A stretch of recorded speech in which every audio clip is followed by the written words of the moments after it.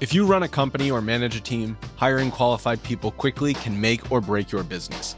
Imagine a position of need going unfilled for weeks or even months because you just can't seem to find the right candidate. When it comes to hiring, Indeed is all you need. Stop struggling to get your job post seen on other job sites. Indeed sponsored jobs help you stand out and hire fast. With sponsored jobs, your post jumps to the top of the page for your relevant candidates so you can reach the people you want faster. This makes a huge difference. According to Indeed data, sponsored jobs posted directly on Indeed have 45% more applications than non-sponsored jobs. Plus, there's no monthly subscriptions, no long-term contracts. You only pay for results on your job post. Just in the last minute that I've been talking to you, 23 hires were made on Indeed, according to Indeed data worldwide. Now that is fast. There's no need to wait any longer. Speed up your hiring right now with Indeed. Listeners will get a $75 sponsored job credit to get your jobs more visibility at Indeed.com/BWN. Go to Indeed.com/BWN right now to support this podcast. Indeed.com/BWN. Terms and conditions apply. Find yourself looking for a new job or change in career? Monster.com is here to help. We are not only here to bring you job postings, but also AI interview prep and salary tools, expert career advice, and top-notch resume services. We've got everything you need to land your perfect job fit. Discover the magic of finding the ideal job with Monster.com. Your future starts now. Visit Monster.com today. Your next job opportunity is just a click away. Tonight, we have David Hale with us, who just spent 24 hours at a Buc-ee's. David, why did you do this? Yeah. Why is the reasonable question? I lost a bet, and I am nothing if not a man of integrity. So if I lose a bet, I'm going to follow through. My colleague and I, Andrea Adelson, we have a ongoing, many years running bet on our ACC picks for the year. And typically the results, I should say, there is no reward for the winners here, because as with all things in the ACC, there is no winners. But the loser is punished, and so this year we turned to the fine folks on social media to allow them to vote for the loser's punishment, and the 24-hour in Buc-ee's challenge was the overwhelming winner. And again, this felt very ACC. It was just stupid enough and quirky enough to feel like it belonged in a wager for two people who know way, way, way too much about ACC football. So, I mean, you might want to say that David is from the ACC Network. That may help. Yes. Oh Yeah, yeah, that could help. yeah. Yeah, He's it's just a David huge Hale. ACC homer. I am paid to watch ACC football, so just so you know, I'm not that crazy That makes enough one to of just us. choose this life. Yeah. Well, I mean, we are the crazy enough ones to watch a lot of ACC football because we As love it. someone that lives in the ACC footprint in Dallas, Texas, Yeah. I have become a connoisseur of ACC Yes. football. Jordan, Having you gone killed to- my football. Don't say this. You don't Having get to gone say that. to many ACC games this year, Yeah, getting you to have. watch Pitt get Welcome mauled was- to the club. Welcome to the club. We're glad to have you. I'm excited. I'm so happy to be in ACC country, like my airport says now. Okay, David, which Buc-ee's were you at? The Daytona Beach, Florida location. This was chosen for two explicit reasons. One is it was the closest location to where Andrea lives in Orlando. But two, I figured that I would just sort of blend in with the general weirdness of Daytona Beach, Florida. Like I wouldn't really stand out there as particularly outside the norm. That's probably I think true. that's a reasonable assumption. Reasonable assumption for sure. Yeah. The number of people who like came in and saw me decked out in Buc-ee's garb at like 4 a.m. and didn't bat an eye was both reassuring and concerning in many ways. Let's talk about your transformation, because you started as a normal human, and then by the end you were Yeah. more beaver than man. That is accurate. Yeah, the beauty of Buc-ee's, and for those who are uninitiated, it's sort of like if Walmart and like 7-Eleven had a baby, and it's part gas station, part convenience store, part. I mean, it's all things to all men. It is. There is so much weird stuff you can buy in there, that it sort of lends itself to, the longer that you're there, the deeper into the cult of Buc-ee's you are going to fall, at many points along the way here. And I should say that I lost this bet to Andrea in stunning fashion. Like by week 6, it was absolutely clear I had no chance at winning.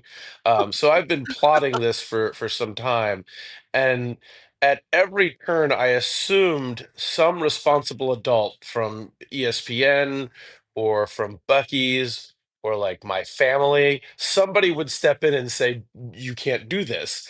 You can't do And this yet, at anymore. every turn, people people couldn't wait to see my misery be extended further and further. And so the fine folks at Buc-ee's basically gave me carte blanche, and they were like, "Yeah, you want to wear a Buc-ee's snuggie and a cowboy hat? By all means, I want you wearing that at all times." So, yeah, I was slowly acquiring new Buc-ee's merch. Shouldn't even say slowly. I was frenetically consuming just the depths of the Buc-ee's snack culture. Yeah, It was. that's It will be some time before I have regained my larger health, yeah, which I I didn't have a lot of to begin with. this is what I want to know the most. Is like, what did you choose to eat to survive these 24 hours in Buc-ee's? Now we saw pictures of the jerky. You had like 5 bags of Buc-ee's jerky, which is a great choice. They do have some Yeah. hot, fresh food too, but I'm just curious on what, were you just going all like jerky and chocolate covered peanuts, or I mean, what were you doing? Yeah. Well, first of all, I should say I think the food chooses you as much as you choose it. Okay, But at yeah, a certain point, yes. I yeah, I tried to I tried to have a wide a plethora, if you will. Of course, the brisket sandwich. I had multiple breakfasts there: brisket and egg, and pulled pork and egg tacos. They Nice. have numerous pie in a cup opportunities, so I partook of the pie in a cup. I am a big gummy bears aficionado, and I have to tell Okay. you, I think Buc-ee's has perfected the exact perfect gummy bear texture. Like I like It's Black really Forest, good. but sometimes they can be a little too soft. If they're too warm, they get a little too soft. Haribo too hard. Buc-ee's was like right in the middle. They're top-notch gummy bears. Let's see what else. Well, yeah, of course, the beaver nuggets, which I'm fairly certain are not made of beaver, but at this point I couldn't tell. Jesus. I just an absurd amount of coffee, obviously.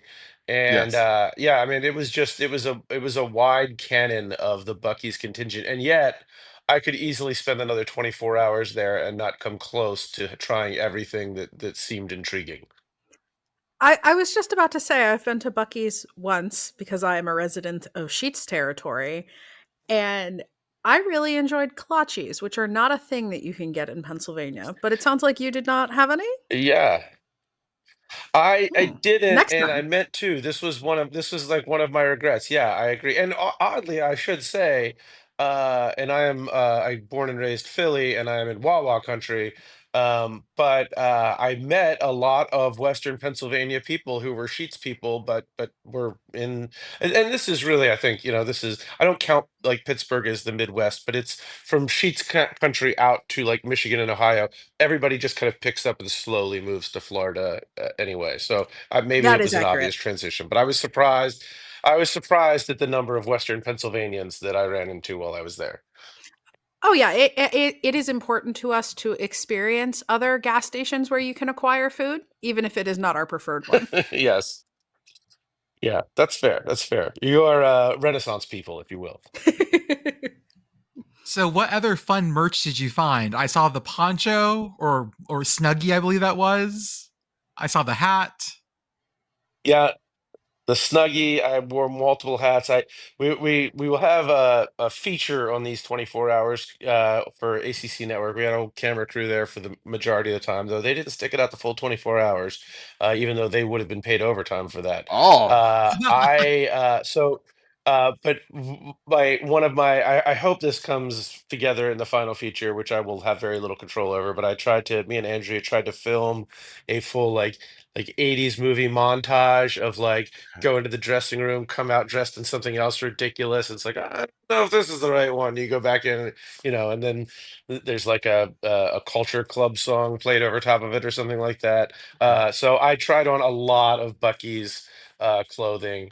And I don't, the thing about it is it's all beautiful in its own way, as we all are. But I don't really know what the like venue or event would be in which any of these clothes would be wearable in any sort of a normal normal world situation. It's like you're inside Bucky's and you're like, of course I want this like Hawaiian shirt with Bucky logos all over it. And then like you step off Bucky's property and you're like, wait, why do I own this again? What am I ever going to do with Have this? you never? Okay, you've never been to Texas, so I'm about I to mean, say, yeah, I David, mean, like, Okay, well, all like, right, like maybe that's Bucky's the yeah. Bucky's shirts. It's almost like formal wear in elementary school where my kid is. They're like, wear Bucky's shirt to school day. It's just like really, and then like all the kids all have them. It's just which both of my kids have Bucky shirt. You just acquire them. They just show up one day. You don't know Yeah, how it all right. happens. You just get a Bucky shirt. So what I'm hearing here is the Buc-ee shirt in Texas is, or the Buc-ee shirt is as to Texas as the Steelers jersey is as to Western Pennsylvania. You I could show up yes. to a wedding in a Buc-ee shirt and it would be fine. I I I think so. I really do. If you have, they do have some nice Bucky shirts. Like they do have, not necessarily like It was some very high quality ones. Yeah, yeah, you they could have have like your Now I will wedding say, jersey. at, Yeah. they do. Yeah, at it's like one when you point, pull out the white Steelers at one jersey. point, I was wearing the full like Bucky's zip up onesie beaver thing, and it has like the hood Yes, with the beaver head that you put over it. yes. Now, that I would wear to a wedding, first of all, but I will say it's not very breathable. It got very hot, and I can only assume it's extremely flammable. It's like not even like if it catches on fire, it's going to go up in flames. Like I think it could self-combust at I based on mean, the you material it walk was too made out of. fast in that, Yeah, then you show up on Yeah, Unsolved Mysteries. yeah, I yeah. get some, it's like I get some That's chub exactly rub right. going on my thighs. I feel like I could start a fire in there is, a you Bucky's know, onesie. again, you walk too Yeah, fast. It turns yeah. out to be Something to think corduroy. about. You know, Oh. So, David, did you broadcast while you were there? Well, yeah, I guess that maybe depends on your definition of the term broadcast. So we recorded our ACC Network show, Inside Access, which aired yesterday. But because it's the ACC Network, you will probably have a chance to watch it like 47 more times throughout the week. awesome. We are, like I said, we had a camera crew that recorded for posterity that will have a feature that will come out at some point, which no one has told me about. And then, of course, there was a lot of social media that I put out on ACC Network's Instagram and my Twitter and Blue Skies tweets and skies, whatever we call those. And then, oh my gosh, I did Feinbaum last night dressed as a beaver. I did Sports Center this morning with my Snuggie on. I saw the I mean, Sports Center hit this morning. That was what great. yeah, whatever credibility I once had as a journalist has been utterly destroyed. Well, Um, you interviewed us once, so I that mean, we I'd like to probably think I'm led you still on this path. capable, but that's true. It's Yeah, that's it's true. kind of our fault. We led I've you dabbled with like it. danger You many you times. you Yeah. you touched the You sickos were the committee. gateway drug. Uh We huh. do those like giant That's right. memes where it just says David Hale interviews the sickos committee with like the dominoes, and then it just turns out David Hale spends 24 hours in Bucky. That's exactly that's right. that's what we That's need. perfect. That's exactly right. I That's have to exactly ask. right. You said you lost the bet, and you said like mathematically you were eliminated by week 6. Like, what ACC team did this to you? Was there one in particular? Uh, well, I think there's two, and it goes on either side of the ledger. So, and I have apologized to Manny Diaz for not fully believing in him, Oh, but I was like anti-Duke every week, okay. and turned out Duke was pretty good. And then as they did in crushing so many people's hopes and dreams and beliefs in 2024. The Florida State Seminoles, Oh, uh, their 2-10 record was very indicative of exactly what happened in my. I just like every week well, at least through probably like week 8, I was like, no, certainly they're not going to lose this They're game. gonna, they're gonna turn it And around now. there were further depths for them to plumb. Yes, exactly. When you're sitting there on that Cal win going, okay, Cal wins the turnaround. This can be fixed. You're fixed. Yeah, This is that's it. everybody goes on a run after Cal is what That's what it yeah. is. Like, okay, they just show some things here. They'll be okay. They'll be fine. And then Duke was going the opposite way. You're like, no, there's no way Duke keeps doing this. And Duke's like, I'm gonna keep doing it. Yeah. The nadir of my season was Duke beating Florida State for the first time in program history. I thought, okay, if there's one game Florida State's going to actually try for, it'll be this one. And yeah, so I think they did try, and that was the worst part. Oh, nice. yeah. All right. I'll give you a perfect example of this. And this is what I'm 40 something years old. And this goes back to a story from one of my buddies in high school who I'm still very good friends with. But he once got a 4 on an English essay. And I was like, that's the worst grade you can get, because a 4 suggests that you tried to write something and it was so bad that you got a 4 out of 100. If you get a 0, that's great. No one cares. You were smart and chose to opt out of this one. You got a 4. That's the like even a 2 is somehow better than that because you get that for like writing your name. A 4 suggests you were capable of punctuation but nothing else. So that's basically Florida State's season last year. They won their national championship. They dethroned Iowa from us. That's how improbable that Well, season was. yeah.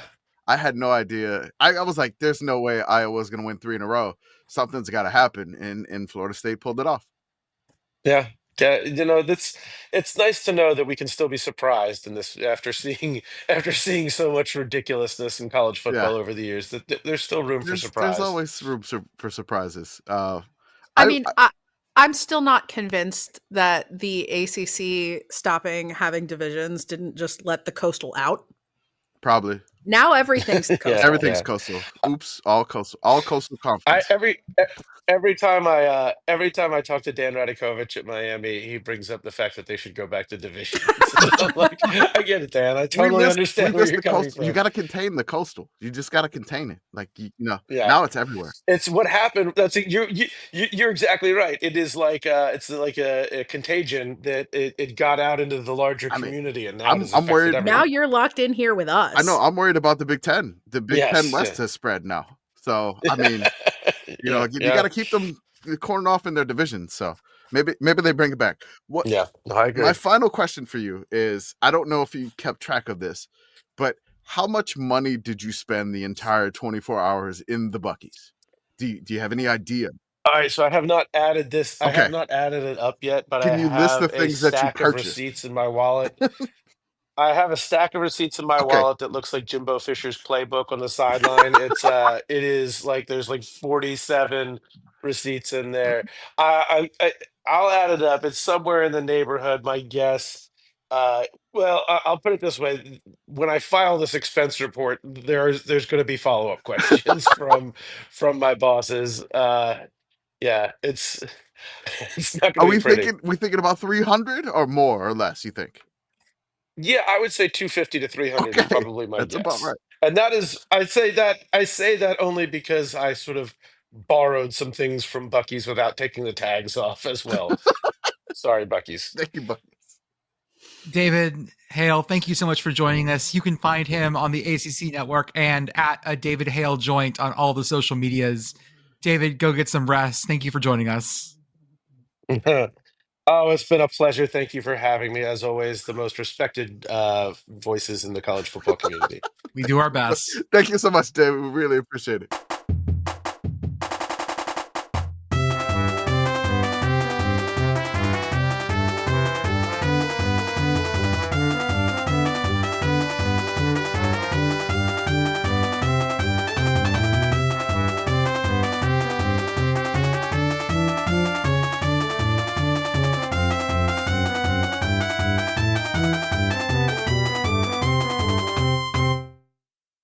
Welcome, everyone, to the Sickos Committee Podcast. This is our podcast for the evening of April 29th, 2025. We have lots of fun stuff for you tonight. We just recorded a thing that you're going to hear later with David Hale from the ACC Network about his Buc-ee's trip, which was great. The dude spent 24 hours in a Buc-ee's. We'll let him explain it, but it sounds like a magical thing to do. Yeah, you get to hear from past us and also David Hale later because linear time was a mistake. We're now chopping and screwing the podcast out of order. I'm sure producer Arthur will love this. Hey, it's after Lent. He's allowed to edit again. This is why Allowed we do to. it. Yeah. Doesn't know if he will, though. But he's The allowed best part to. in the last episode was the time when I said I wanted to cut something, and he left in me at calling for the cuts. Mm-hmm. I just got to that part in the podcast. It was very fun. It was beautiful. As always, I am Jordan. With me tonight, I have Commish, Pitt Girl, and Big Sky Brigit with us. Big Sky Brigit, how are you? I'm good. It's been a long day. Long day at work, kids at school. We had our second Little League game tonight. Thankfully, he's in a Challenger League. So it's 3 up, 3 down, and you're out of there. So Nice. it's good, but you still got to get everybody rounded up and out of the house right around dinner time when everyone just kind of is getting ready to go to sleep. You're like, no, we got to go throw some balls around. Pitt Girl, how are you? It's Tuesday. Happy Tuesday. Also, the weather here in scenic central Pennsylvania has been very pleasant, although I hear that ominous things are coming for me, as based off the fact that Beth, who could not be here tonight, evidently has a large tree in her driveway. She's fine. Or adjacent to her driveway. She's fine. And also the power is out in a lot of Pittsburgh from what I have heard. So, if I disappear suddenly, the weather has come for me. The storms have come. Commish, how are you, sir? I'm great. Just a really busy Tuesday, work-wise, but it was one of those days you're like, oh my God, I have so much stuff to do. But then you get through it and you're like energized, like I did it. Mm-hmm. So it was just a thrilling Tuesday. A lot of fun stuff. And then once I finished all my work, the internet was kind of lifting me up a little bit today. So and the family and stuff. So good day, really good day. A happy Tuesday, so to speak. Commish, I have an important question for you. Okay. Does the pizza vending machine work? Is it still out of order? It's still out of order. So the pizza vending machine, which if you follow me on my normal account on Blue Sky, it's not been on the committee account, but if you're one of the, I can't believe I nearly have 5,000 followers on Blue Sky, but if you follow the Commish's account on Blue Sky, there was something that I had to return back to the office. And then within 2 days of returning to the office, I discovered that on my way walking out of the building, my new office has a DiGiorno vending machine. It's it makes a small personal 10-inch pizza. There's little tiny plastic pizza cutters right next to the thing. And so on Wednesday, I saw that they were doing this together, and they were like, if you wanted to wait 15 minutes, you could get free pizza. And I was like, no, I'm getting the hell out of the office. I'm going home. On Thursday, I was like, I snapped a photo. I was like, okay. And then, Blue Sky was like, I love that Blue Sky was absolutely torn on this. Mm-hmm. They were just like, I need to quit immediately. And then, there was can I say something without everyone getting mad at me? Or other people just yelling, would. I'm jealous. And so I got egged on. I was like, I'm going to go get the pizza. So I go on Thursday, and my only work at home day is Friday. So I'm not going in the office on Friday. I go Thursday of last week, and I go to purchase it. And it says the kiosk is out of stock. So within 2 days of this thing being put in our office, it's out of stock now. The only thing that I can think of is that the overnight folks don't have any hot food options. They only have the thing that you badge in and you get cold sandwiches or whatever, or you have to bring your own lunch. So they emptied it. Then on Monday, completely out of stock again. It says currently out of stock due to overwhelming demand. And then And Hey, then machine, back the fuck off a little bit, okay? and so like it's been operational for like a day, and it's been out of commission for like It like is. 3 days now. And then as I was leaving, there was like 5 people around it. I don't know if they were reloading it or Oh. not, but there could have been. But they didn't say anything. But there was just like a bunch of there were like 2 people working, and then there was like 3 people just watching them work. So Mhm. I don't necessarily know if they'll have pizza tomorrow or not. I am going to try to get it if I can, because I am the corn correspondent in this thing here, and I would love to see this 10-inch personal DiGiorno pizza that is not delivery. It is just like vended or whatever. So yes, It's not delivery. It's a vending machine. it is. And So, listener, it's not a small machine. I don't no, know how much of it's it a is big one. dedicated to pizza storage, but I I have feel no idea. like I imagine it to be a lot. And so I'm imagining Commish's coworkers just like descending like vultures upon the DiGiorno machine. The way one does when there's free pizza in the break room. Yeah. Yeah. It's the size of a red box machine if I had to put it against anything. Yeah, it's kind of like About it that looks like a size. red box. So yeah, I'll throw it in the chat for everybody. But like it's been out of stock for the past couple of days. I did take a picture of it of the guys around it. But you know, I was like, I'll maybe Wednesday's my lucky day. I gotta wait like a week to get it. I'll try tomorrow, but I'll keep doing this. And this is Sickos Committee journalism. Mhm. We want to try the DiGiorno vending machine. Well, our biggest news today is that we have the Washington State and Oregon State schedules. Oh yeah, And we Ooh. found out that they'll be playing each other twice this year, Ooh. a home and away. I do like that they're doing a single season home and home. That's kind of a vibe. Mm-hmm. Someone asked when the last time 2 major programs did this, and it's been a while, not counting conference championship games, Yeah. because that's a whole other thing, but regular season. The most recent one I can think of was New Mexico State and Lee, I believe. Did Yeah. this, but I'm not sure we would count those as major programs. Yeah. Yeah. And like, I don't know. I say this with all of the love and respect in the world for Oregon State and Washington State and the Pac-2. I'm not sure what major means in this context anymore either. I think we're still sort of figuring that out. It's going to get really weird when they're in the same conference as Utah State, and we have to decide how to label that. Uh-huh. yeah. We could wait till next year. That's a future us problem. Right now, We can wait they're Yeah. still major as far as I'm concerned. The two numbers count them. Again, there's part of me that still holds out hope, like, maybe they can get back together. But, then it's just like, okay, there is something that's like 2026. You're like, okay, like NIU's coming to the Mountain West.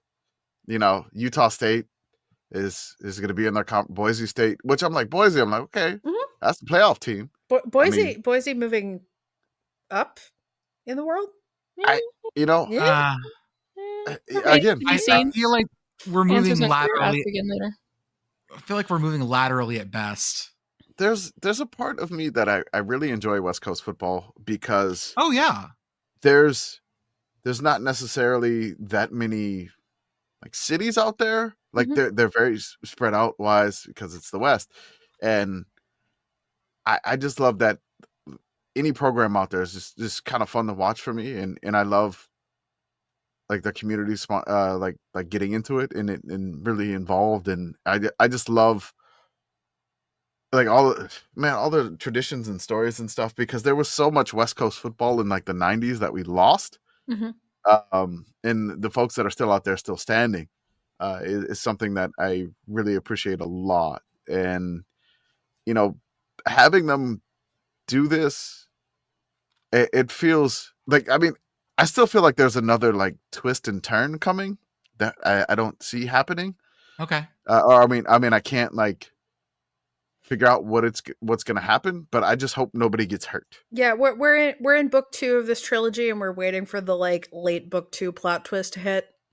Yeah, it feels a little bit there's like lawsuits pending. There's a bunch of buyout money hanging, and then the NCAA settlement that they keep saying is coming, but it's never coming, and now it's coming. Oh, it's gonna come. Oh, we had a hearing. So it feels like there's another twist and turn, but I just hope no program gets hurt. Yeah, in we it. want all our favorite characters to live. It's That's important. right. We want them to live and do the Doctor Strange thing, right? I've come to Oregon. Yes. There is just one way, or whatever. Is that what he says? Oh, from in-game, yes. There's just Yes. there's one solution. Washington Yeah. State's there, like doing the head thing. Yes. Mhm. But who's Iron Man then? That might be Oregon State taking a bullet for Oh. everyone. Oh no. Yep. See, this doesn't all work out well for everyone. Oh, okay.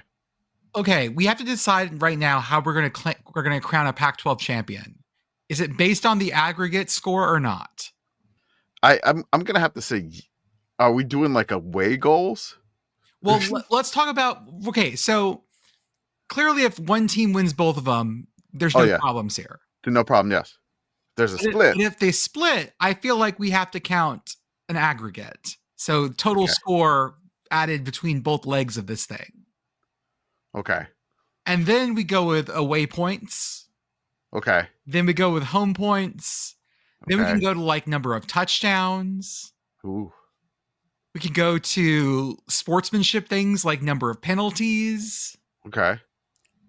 We could do a graphic for this. Can we make sure that one of the like lower tier tiebreakers, like when you get like after all of that, is total punt yardage? Yep. It's important Okay. to me. That also safeties. I'd like safeties taken into account. We need a coin flip in there. The last one. It's got to be a coin flip in there. Yeah. Yes. Ah. Hey, he's got the sound back, folks. We found it. But listen very carefully. It's only in your left ear. I can't even tell. For some reason, I have this in mono, but only on my left ear. I don't know why that is. I think that might be your headphones because I am not getting it only on the left side. Okay. Cool. Try it. Let's try it one more time. No, I got it in both. I got it in the right. Okay. So maybe it's just on my side. Okay, fine. Cool. This man needs some headphones. That's what the money is for. Get you some new headphones. I wear these so often on just one ear that part of them are like it's the plastic starting to crack because it's pulling. That's me though. I also have a rather large head. This is also the reason that they're doing this is also because their agreement with the Mountain West was only for last year. Yeah. Their scheduling agreement. So they're completely off on this. Now they're in kind of a blood feud trying to create their own conference. So it feels like they're in maybe like a Wild West town where they don't like each other much, and it's not come to high noon yet. But let's talk about who Oregon State's playing next year. We're going to read schedules, guys. Our favorite thing to do. Yay! We have Cal at home, Fresno State at home, at Texas Tech, at Oregon for the big one. Yes. Hosting Houston. Houston, why are you going to Corvallis on September 26th? Why not? It's nice there. Okay. I'm going to say Houston going to Corvallis on September 26th is to escape the oppressive heat of Houston. Oh, here's one, guys. Circle this one real fast. Oregon State's going to Boone for App State. Ooh, yes. Yeah. That has Thursday night written. Feels like Thursday night all over it. It says Saturday right now, but I'll wait to see if that gets schedule changed. Get in, losers. We're going to Boone. They're hosting Friday night? Saturday night as of right now. Oh, Saturday as of right now. Okay. They're hosting. Oregon State's hosting Wake. They're hosting Lafayette, but not that one. The Leopards. The Leopards. Okay. In mid-October. That sounds good. That doesn't. That has to be annoying travel wise. Like, guarantee you Lafayette is going to have to like get on a bus and drive to like JFK to get a halfway decent flight.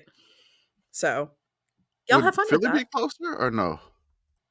It's probably 6 of one, half a dozen of another. Okay. I just try to figure out like which. Then they host Wazzu. They host Sam Houston. They go to Tulsa on November 15th, and then they host Oregon State.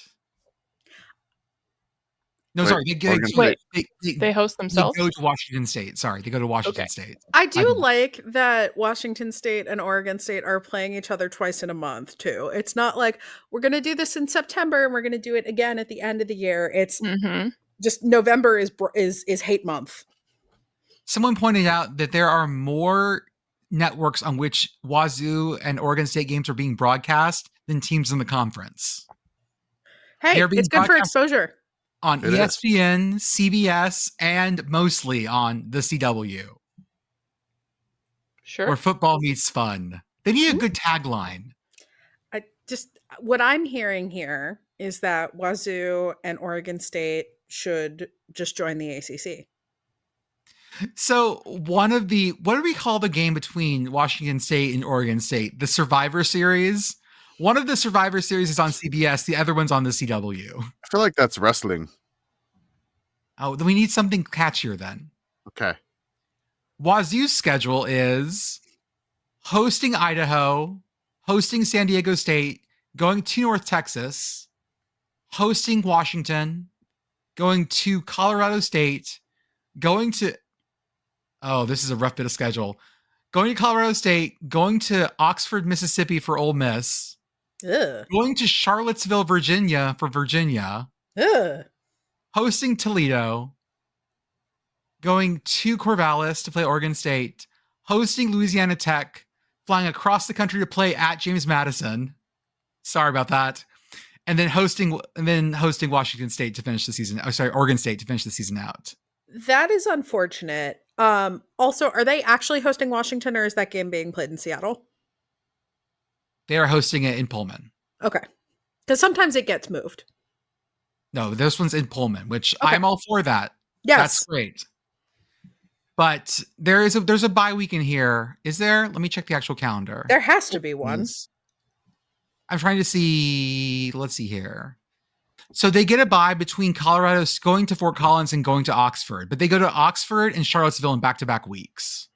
Yeah, that sucks. I also I feel like it would have been better if they could schedule JMU and Virginia adjacently and then just stay. Yeah. We're just going to hang out in Virginia and do class online this week. It's fine. But this whole schedule this feels like one of those buffets you go to where they have a little of everything. They've got sushi. They have here's the weird Chinese food. Right. It's a cruise ship buffet. Uh-huh. Yeah. Oh, God. What if Cheesecake Factory was a buffet?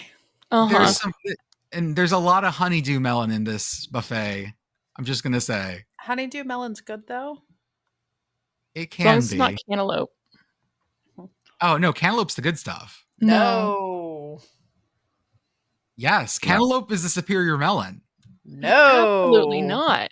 Whoa. Time out. We're going to get derailed here because Disagree. This is fucking blasphemy here. Most people, I think, out there, most of our gentle listeners who are intelligent people with great tastes and very attractive people, they all think butter them up. You gotta work on your crowd work, buddy. Also, we are here to stand. No, go ahead. I am not accepting, I am a man of the people with correct opinions from a Dartmouth grad who wears his glasses in the shower. We are here to stand on business. We are here with the facts. We came to talk business and facts. We're not here to butter people up. I'm not here to take the populism angle on which melon is superior. When we clearly know it's any melon but cantaloupe. True. Which melon is superior? Literally the only food my husband will not eat is cantaloupe. This is important. He's posting this up. Honeydew. He's got to have a tweet. Cantaloupe. Cantaloupe. We'll do it for let's see here. 2 hours. Well, no, okay. you know what? We'll do it for 1 hour. No, we're going to be done recording. Honeydew, cantaloupe. I put both of them. No. Okay. Are you doing it just on Twitter? Yeah, because it's the only one with You polls. can't do polls on I Blue Sky. know, but I feel like this is not an accurate representation of our listenership. Okay, well, I'll ask the question on Blue Sky as well, just to make sure we get this. Thank you. Yeah. Which melon is superior? Please respond. This is important. Honeydew Scientific polling. or Yes. cantaloupe? I'm going to win this in a landslide. I don't You're even not. have to.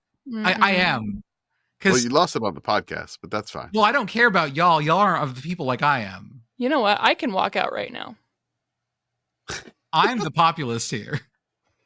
Ivy Leaguer claiming to be a man of the people. Where have I seen this before? Feels familiar.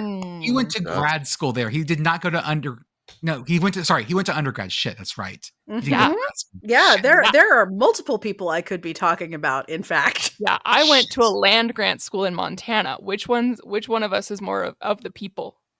Proud I mean, product of public schools. Uh-huh. I mean, do I have to mention ULM again? You do. Please, I wish you Okay, would. I mean, ULM has been mentioned, so man of the people of northeastern Louisiana.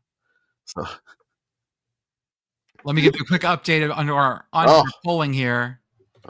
Cantaloupe with 1 vote is in the lead. I have it live right now. Cantaloupe has 69%.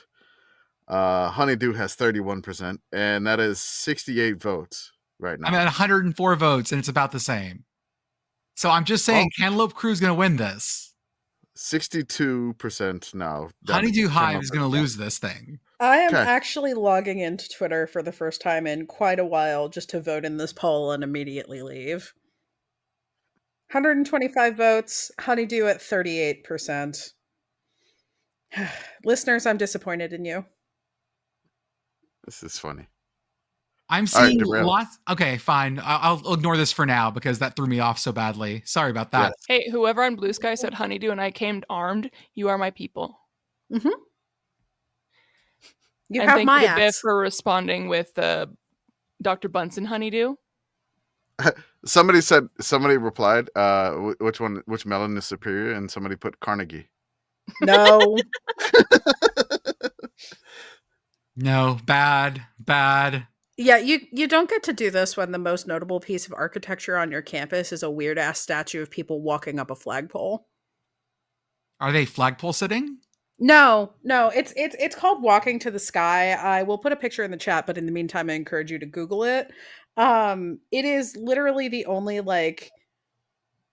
notable piece of architecture on Carnegie Mellon's campus, which is otherwise nice but very generic college. Yeah. Which is how NPR ended up accidentally using a picture of the Cathedral of Learning while they were talking about Carnegie Mellon maybe 6 months ago. Whoops. Oh, I remember that.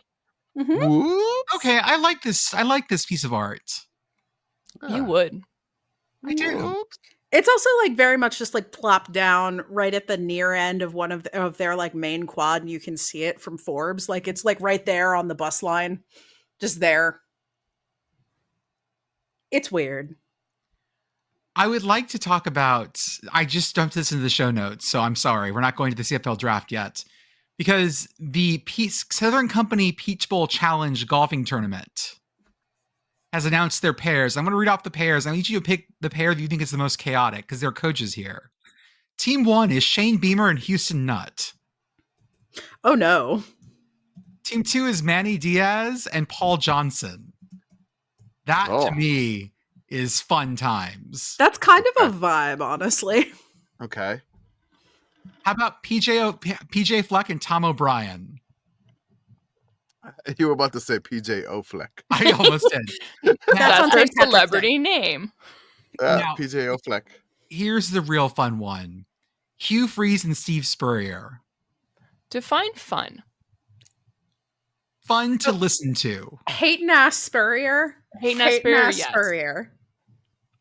I'm kind of into this just because I know I have full faith that Spurrier will have his hating ass hat on the entire time. Yeah. I would like to believe at least that he will. I would hope that he would also direct that hating ass at Hugh Freeze and just pound him the whole time. Yes. I do know. I think remember with the split zone duo, Hugh Freeze is actually a really good golfer. He is. But he's close. Yeah. He's close, yeah. So maybe the Hayden ass can throw him off his game. Well, oh wait, no, they're teamed together though, right? Yes, they are. Yeah, they're together. Yeah, so they're gonna try to win. Okay. How about team failed at Georgia Tech, Brent Key and Chan Gailey? Wait, hang on. Isn't Brent Key the one who's still at GT? He is. Yeah, Oh, he's the he good is, one. sorry. It's Brent He's the Pry good who's one. the fail Brent. Shit. Yes. Sorry. I get them confused. I was It like, is please confusing. don't impugn our beautiful boy Brett Key. Who You're took right. Georgia Sorry, to 8 sorry, overtimes. Brent Key. I'm 8 so overtimes, sorry. Brett Key. Yes. Yes. Team 6 Also- is Dan Lanning and Randy Edsel. Sure. Team 7 is Jeff Monken and Derek Dooley. Sure. That should. I'm sure they'll have a lot to talk about. Team 8 might be my favorite vibes one. It's Dan Mullen and Scott Satterfield. Ooh. Team 9 is Pat Narduzzi and Rick Neuheisel. Oh my, that's That's that's no. Hey, Pat's golfing for UPMC Children's Hospital. We like Well, which is I good. understand, There's some but of it's like most of these are really, really good. I do question Chan Gailey's, but we can come back to that. Narduzzi, and then like Neuheisel, who plays like the guitar, like just randomly and sings. It's just I don't. Oh, we could And get he's night West dues Coast. during the day. We could get night dues during Well, the day. Also, it's the off season, so Pat's probably going to be out there like with his the straw hat that he wears during summer practice, and like he might have a beard. This is when he's relaxed. Yeah. All vibes dues. Before his blood pressure spikes up. Yep. Yeah. How many of these coaches do you think are on blood pressure medication during the season? All of them. Mm-hmm. Oh, They're all just slamming beta blockers. Yeah, Mhm. guaranteed. How about Team 10, Mike Norvell and Urban Meyer? That's a big no. Thank you. Poor Mike. Yeah, Yeah. that's where I'm at for this. I mean, like Mike has already had a rough enough season. You got to put him with Urban. Next up, Kirby Smart and Gus Malzahn. I'm into this. Oh. I'm into yeah, this. I'm I here like for this this. Oh man, Auburn and oh man, is Isn't Gus Gus- still coaching? Gus is- yeah. Gus is done, right? Did Gus end up being an OC Gus is job? gone.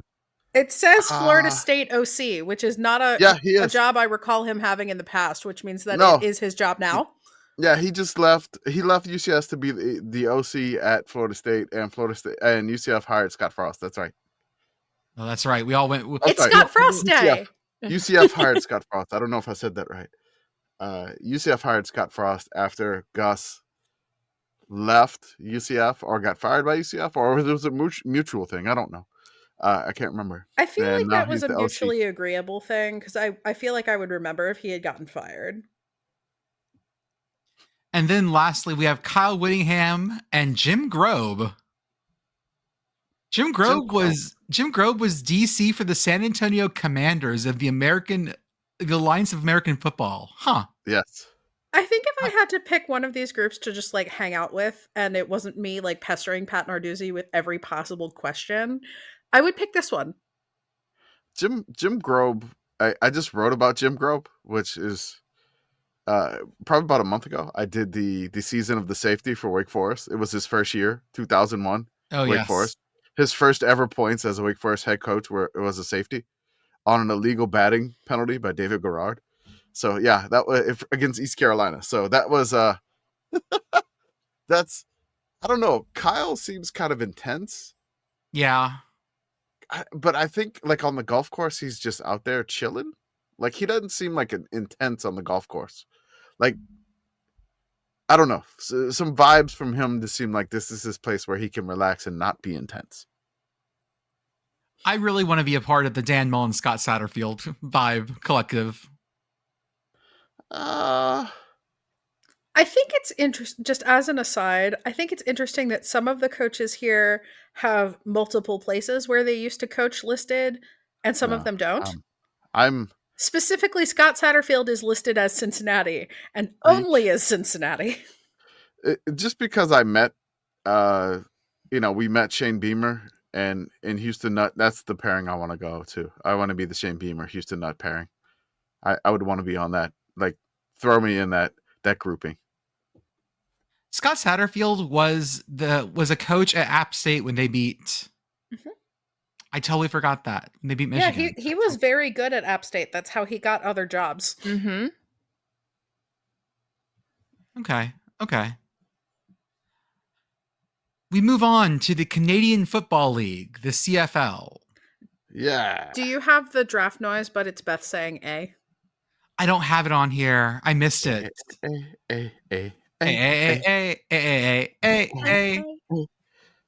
No, you got to get nasty with it. You know. Wait.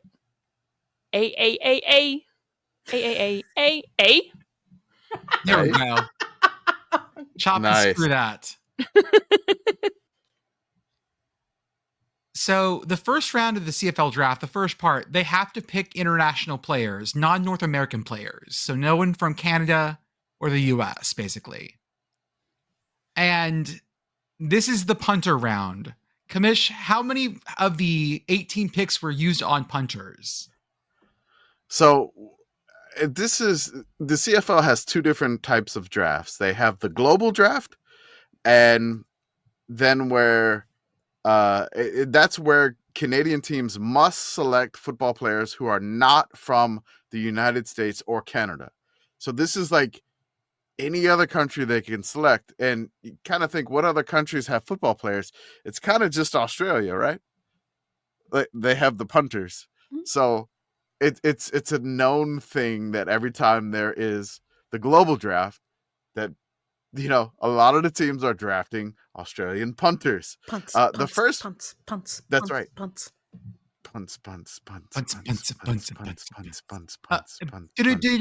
Cantaloupe is winning 70-30. Oh yeah, it's a blowout. We're in the wrong apparently, but Man of the people is what I've always said about myself. No, absolutely not. It's not Start my fault. not wearing your glasses in the shower, and then we'll talk.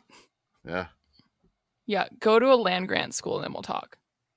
Here is the correct quote from this is at Magic on 33rd on Twitter. Honeydew is the filler melon of the fruit salad. That's right. I would say that the cantaloupe is, but okay. Mm-hmm. I'm just saying, like the best honeydew like kicks cantaloupe's ass every day, but it's fine. Mm-hmm. Where else did they pick people from? I can't zoom in on this enough. I can tell from the tiny little text, even though I can't read it super clearly. Looks like UK, Nigeria. Oh, Commish, would you like to use your perfect 2020 vision for me? Yes, I could do that. Thank you. So I'm sorry, but I love this because so round one, the Calgary Stampeders picked Fraser Masson, a punter from Ole Miss in Australia. Winnipeg picked a D lineman from Great Britain. Edmonton picked a linebacker from Troy and also Nigeria. The BC Lions picked an Idaho State punter from Ireland. Hell yeah. So Idaho State mentioned. Also another punter from Australia. A D lineman from Belgium. A punter from Australia. A punter from Australia. A D lineman from Austria. Okay. Then the second round, the Stampeders picked another punter from Australia. Let's be clear about that. They picked two punters. Two punters, yes. And they're two picks. And there are two picks in the draft. Then they had a Syracuse tight end from Germany. Edmonton got a linebacker from Kansas who was from Switzerland. The BC Lions then picked another specialist from Ireland. They went Ireland to Ireland. But it's just a kicker. The Red Blacks picked James Burnip, a punter out of Alabama who's from Australia, who also signed with the Saints. So, again. Then the Vanderbilt Australian punter went to Saskatchewan.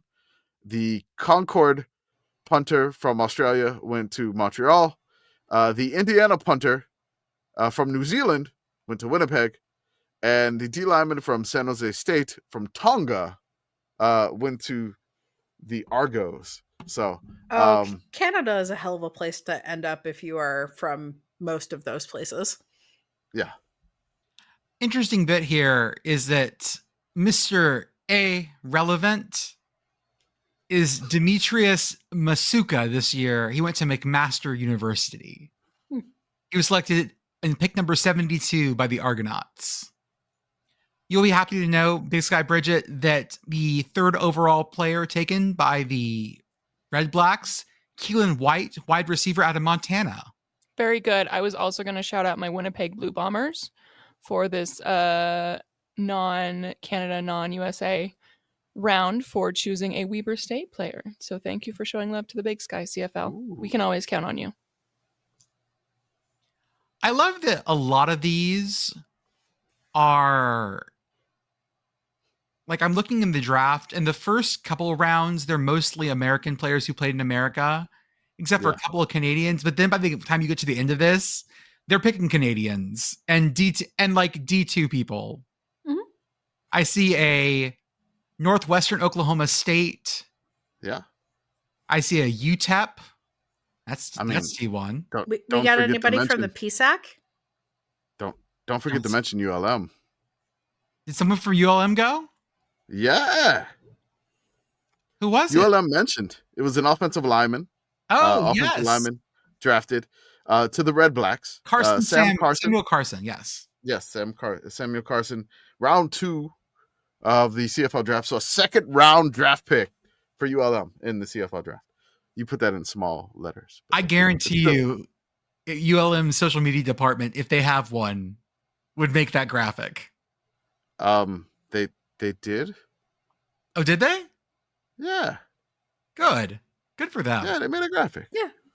ULM may not have a whole social media department, but they definitely have a guy.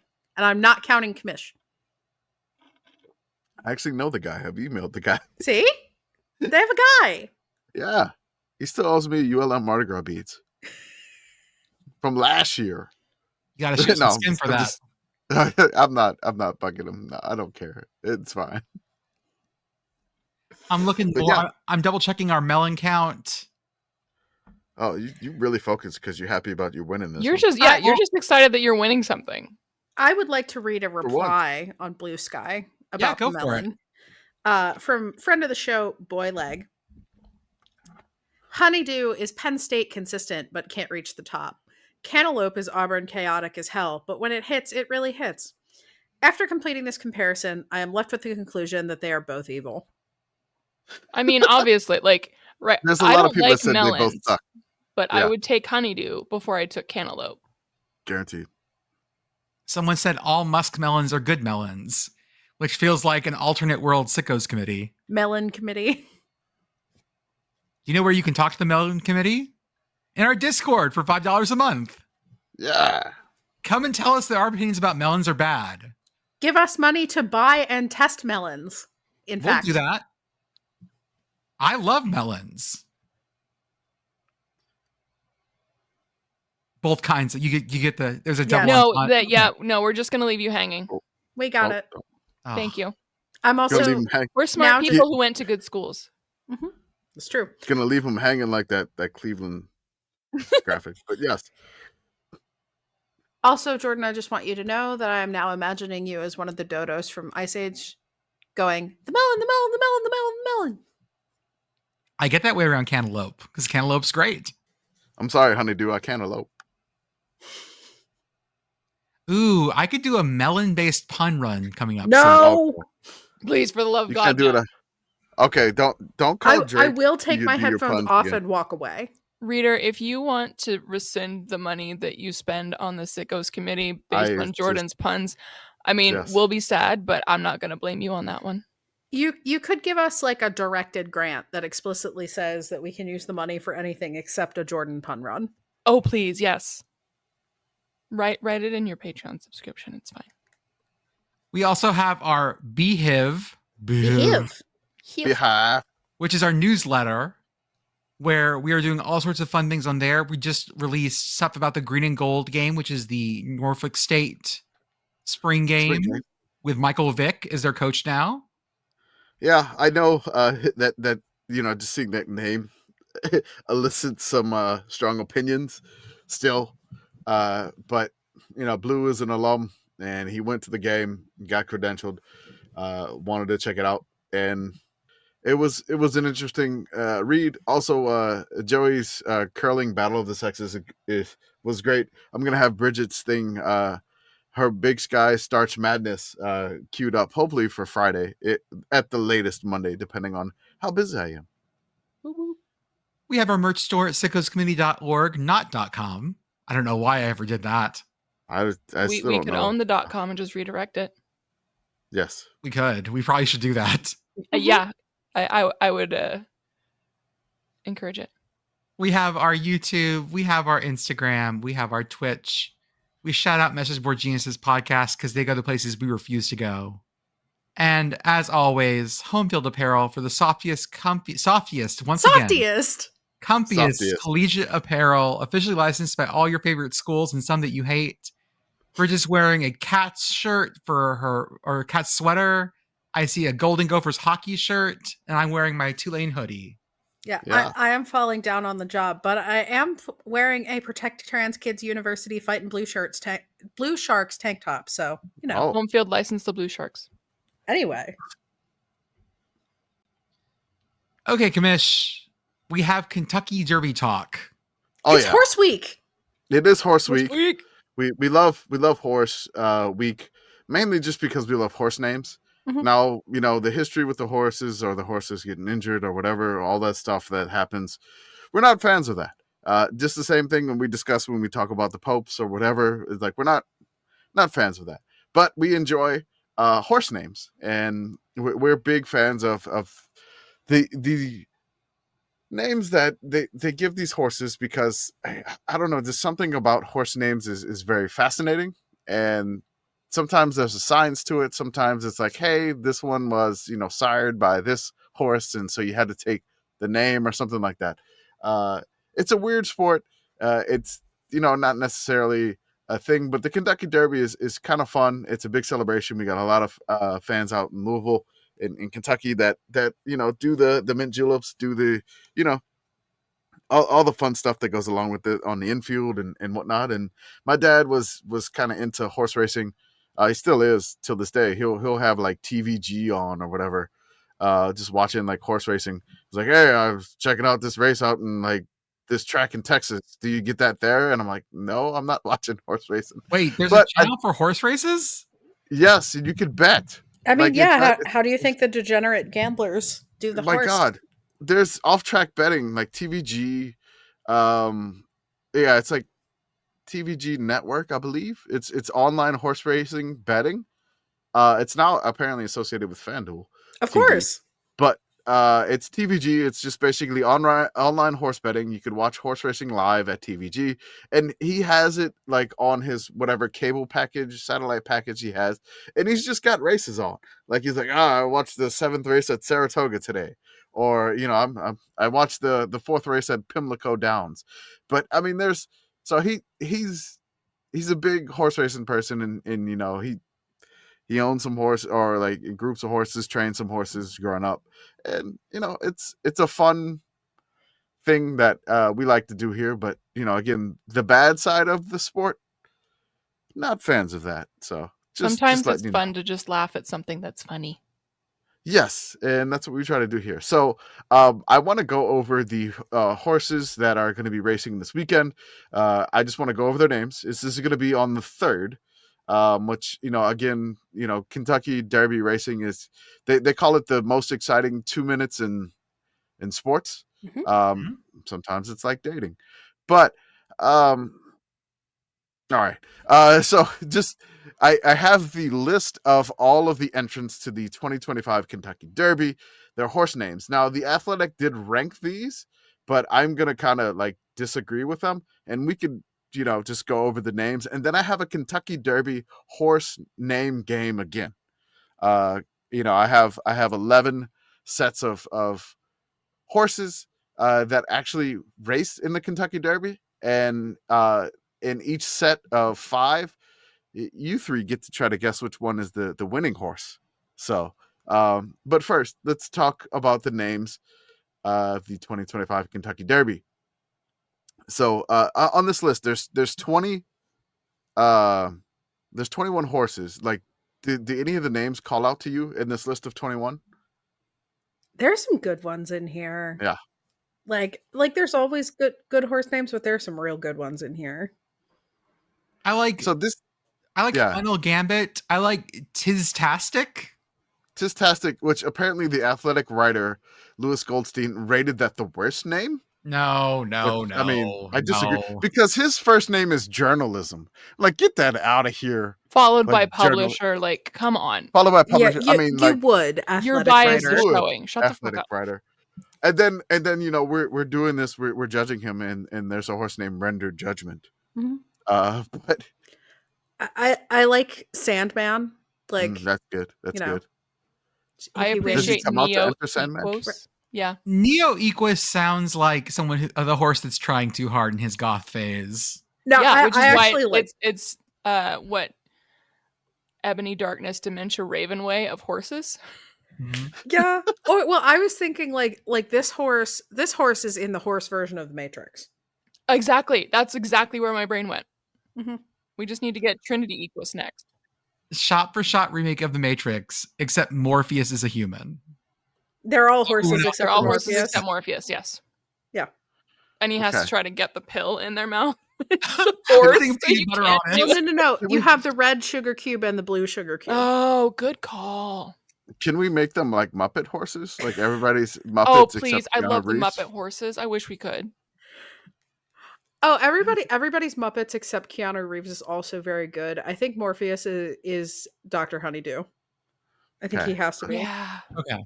So Yeah. the rest of the names here that we haven't mentioned is Chunk of Gold, Coal Battle, Beza, Admire Daytona. Which I like that one. Arthur would probably like that because you would admire Daytona. Mm-hmm. And admire the Daytona Beach, Buc-ee's for dealing with I was David just Hale for about to 24 say. hours. Yes. You got Rodriguez, just normal Rodriguez. It doesn't say which one it is. There's a lot of those. Burnham Square, East Avenue. Then you have a Sovereignty, American Promise, the Flying Mohawk. I mean, like, how is that Great not game. like? I mean, it kind of sounds like a monster truck, though. Citizen Bull, Owen Almighty, which is the fourth, sequel to Evan Almighty and Bruce Almighty. So then you have Luxor Cafe, Grande, and then Tis-tastic. I won't lie. I read that as Tit-tastic first. Yeah. I mean, you that's would. what, I was you going to would. say that the Luxor Cafe feels like the most sicko's name because if Yes. you've been to the Luxor, Yeah. yeah. Friend of the Name program, yourself Beth, has after slammed her that. head against one of the windows. Yes. I'm over here stuck on Grande, imagining that Grande came out of a stable that also has a short, a tall, a venti, and a Trenta. The Starbucks horse. Mhm. The Starbucks stable. What is our game for tonight, Commish? Okay. So I don't even know the odds, but the game for the night. So I just want to go over this is that I have 11 different races in the Kentucky Derby that I have here. Mhm. I have 5 horses, like 11 columns. I'll have 5 horses, and in this, basically row of horses of 5, you'll have to tell me which one of these 5 are the winners. And I don't know what you get at the end of this. It's just a fun game, but I just want to read funny horse names because I love funny horse names. And these are all real horses that ran in the Kentucky Derby in the past. So I don't know if somebody wants to keep score. Does it really matter? Score. It's fine. Okay, it's fine. All right. Round 1. These are the 5 horses. You need to tell me the Kentucky Derby winner. I will tell you the year after each round. Okay. So the first horse, round 1. First horse is Venetian Way. You have Ballyache, which Bally is spelled like the casino Bally's. Then you have Divine Comedy.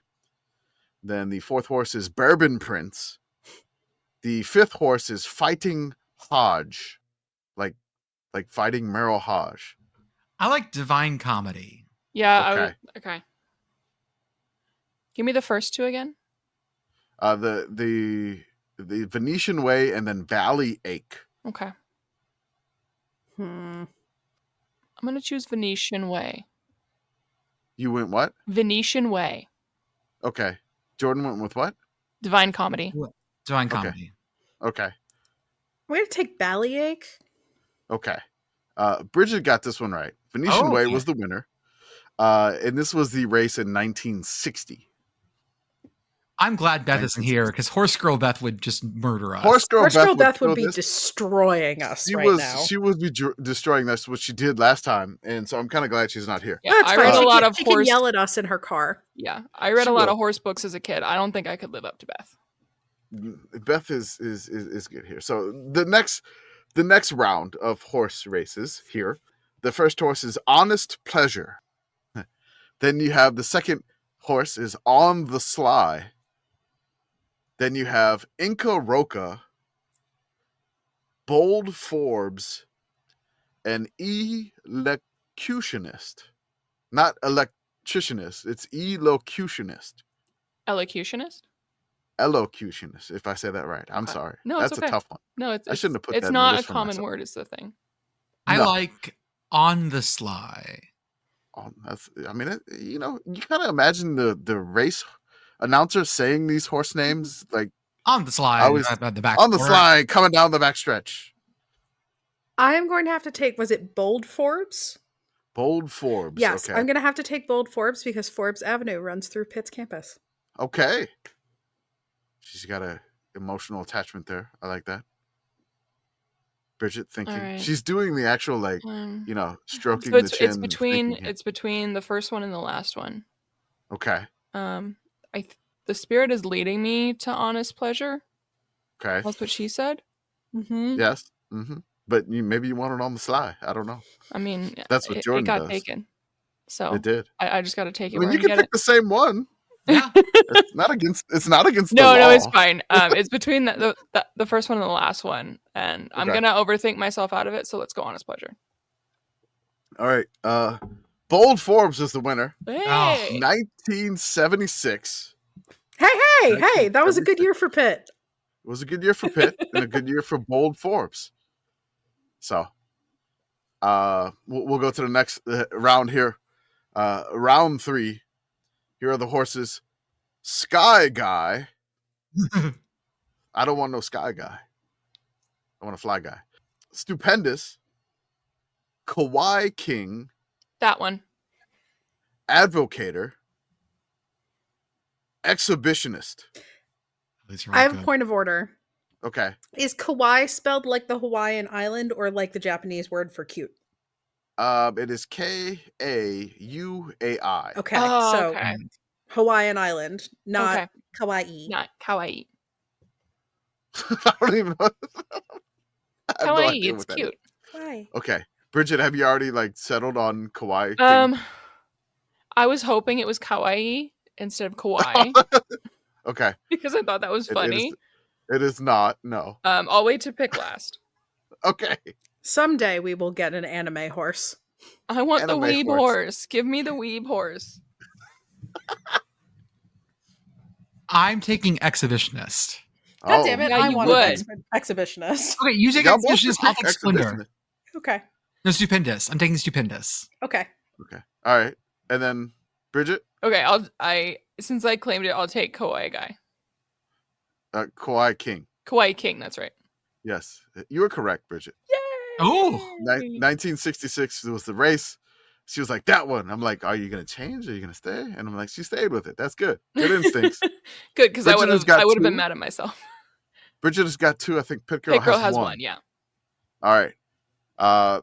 Round 4. I have 11 rounds of this, which is fun for me. I have, here we go. I have listed Oil Capital, Mr. Trouble, Ooh. Trumpet King, Stranded, Middle Ground. In Louisiana, do they call him neutral ground? They could. Well, I mean, it's a median, but What was the second one again? The second one here was Mr. Trouble. I'll take that one. Okay. Can I have Trumpet King, please? Okay. I'll Jordan was take like, damn it. oil. I'll take oil. Whatever. Okay. Oil Capital. Oil Capital. Okay. The winner was Middle Ground. Oh, 1950. I love that everybody stayed away from Stranded. For good reason. He finished second to last. Literally. Listen, He was literally stranded. nominative determinism is real. Okay. Here we go. The round 5. We have Chance It, Tony. Red Hot Pistol. Flamingo. Warren G. And Tim Tam. Oh, some very good ones this round. These Very are some good good one. ones. Yeah. I just laughed at the next round. Sorry. I just like I saw the name, the first one for the next round. I just started laughing. I like Tim Tam. Okay. I will take Flamingo for 200, please. Yeah, I was Okay. leaning between Flamingo and Warren G, and I'm gonna have to regulate. Okay. Regulators. Incorrect. Now, no. Sorry. It is It's okay. Tam. Tim Tam, the winner. Hey, Jordan Jordan gets got one. one. On Tim the board. Slam.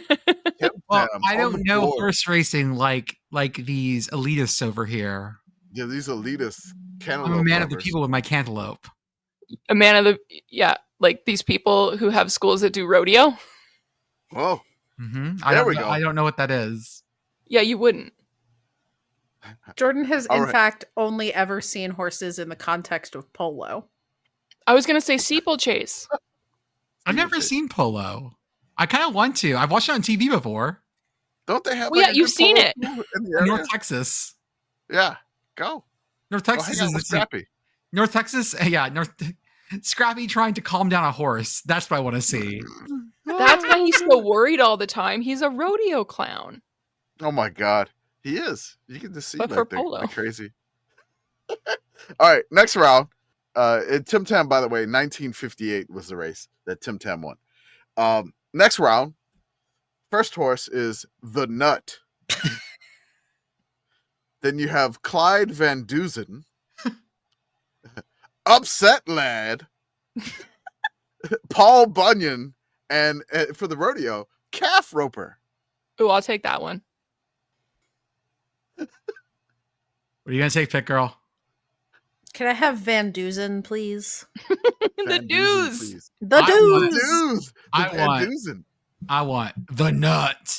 You want the You nut? want- Give me that nut. Give me that as nut. ECE Doing once the said.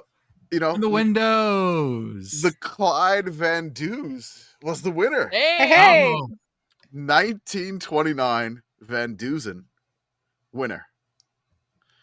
All right. Also, I you can go two ways with the nut horse, and I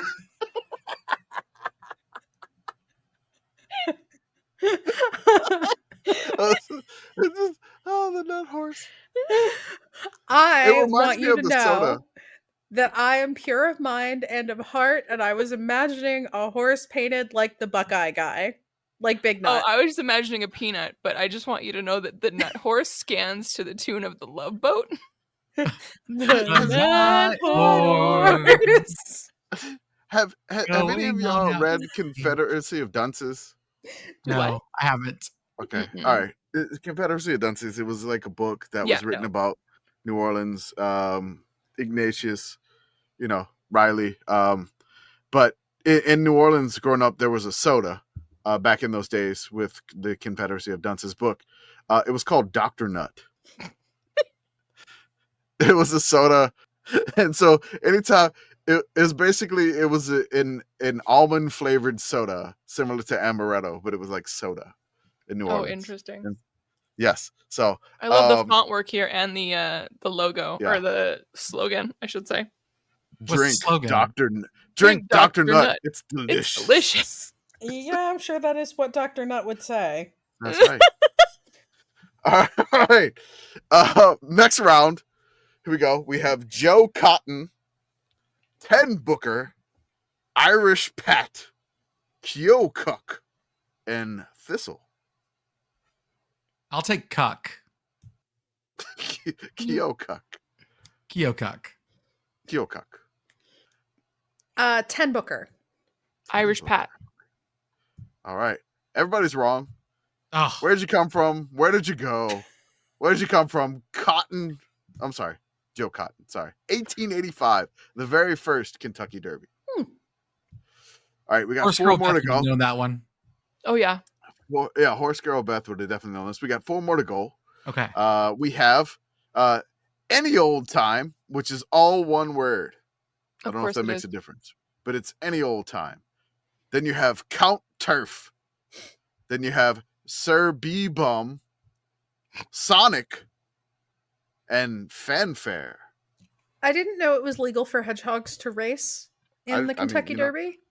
there was, again, nothing outlawing It's There's- Airbud hedgehogs rules. in the It's Airbud Kentucky rules. Airbud There's rules. no rule saying that a hedgehog can't run the Kentucky Derby. I'm pretty Mhm. sure there are specific rules that a hedgehog can't run the Kentucky So Derby. long as the When long has as the it come hedgehog up is that 2 they would years old, put I that don't in see the there? problem. Yeah. Would Tails be like the jockey for Sonic? How would that work? I mean, if you want, Yeah, you have to have a no. jockey. You Yeah. gotta have a jockey. You can't. Hmm. It's No. Shadow What was the my Hedgehog last with the sun. option? Oh, sorry. Here we go. We have any old time, Count Turf, Sir B-Bum, Sonic, and Fanfare. I will take Fanfare. Okay. I made the joke. I got to take the ride. I will take Sonic. I'll take Okay. Sir Bebum. Sir B-Bum. Everybody incorrect. It is Oh. Count Turf. Count Turf, 1951. All right. Next round. I don't know. What do we got scores now? Jordan got has 2. 1. Pitt Girl and I I have 1. both have 2. Okay. So we have 3 rounds. Maybe we can get a tiebreak. Or we may have a photo finish here. Let's use some racing terms. Round 3 to go here. We have Racing Fool, Honey's Alibi, Flying Fury, and apparently I had Racing Fool twice. Hold on, let me go to the year real quick. I'll add another one. I don't know what happened. I don't know. I think the copy paste did not work here. I apologize for the delay. It goes committee, Google's things. Yeah, I googled the winner of the Kentucky Derby in this year. I say Racing Fool, Honey's Alibi, Flying Fury. Mhm. Let's throw in Summer Tan and Swaps. I had to swap something in this. So it's not Summer Fury for sure. Probably. What was the very first one? Racing Fool, Honey's Alibi, Summer Tan, Flying Fury, and Swaps. Summer Tan is the late entrance. There was a scratch because I mistakenly copy paste incorrectly. Okay. I like swaps. Okay. Kind of Flying Fool or whatever it was. Flying Fury. Oh, wait. Or No. you want Okay. Racing Fool. Yeah. Racing Fool. Thank you. I'll Okay. have that one. I'll take Summer Definitely Tan. not. A thing I very rarely have. Okay. That was the one that's not in the list. Wait. That I just threw in there. I'm just going to say that's not right. Okay. Because I threw that in late. Yeah. Oh, late. Oh. So it's either Racing Fool, Honey's Alibi, Flying Fury, or Swaps. I'll take Honey's Alibi. Okay. Swaps is correct. Because I had to swap in something. Coming from 1955. behind. We're all tied up. tied. Jordan has hit the backstretch. They're 3 wide. Here we go. 2 to Final go. turn. We're hitting the final turn here. Next round. I Am the Game. Skywalker. Spend a Buck. Fast Account. Roman Rule, but Roman is spelled RHOMAN. Rule. Hey, girl. This has to be in the 1980s. There's no way that this is not in the 1980s. It is in the 1980s. I'll give you that. Yeah, because you have a horse named after Star Wars, and then you have a whole bunch of horses named after spending money. This is the most 1980s shit I can think of imaginable. It is. It is the 1980s. Yes. I will be taking Skywalker. Okay. What was my second to last one? Fast Account. I'll take Fast Account. Okay. What was the very first Always one? be closing. I Am the Game. That one. I Am the Game, please. All right. Everybody incorrect. Mm. It is Spend a Buck. Dang it. Can't spend money. Can't make money without spending money. You got to spend a buck. 1985. That horse said Winner scared there. money don't make money. That's right. Here is the last race. Can we have a winner? We are coming up to a photo finish. They're all crossed. Here we go. Disposal Pistols and Roses, Casual Lies, Lil E.T., and Dr. Devious. Ooh, I like Dr. Devious. Okay. Pitt Girl, Brigit, either one. Can I have a list again? All right. Disposal, Pistols and Roses, not Guns and Roses, Pistols and Roses, Casual Lies, not True Lies, Lil E.T., it's like Lil and then like E period and then E T, period, T and period. then Dr. Devious. Can I have Casual Lies? Ah, dang it. Okay. All right. Let's go full sickos. Let's go Lil E.T. Brigit by a nose. She wins it. Lil E.T. 1992 winner.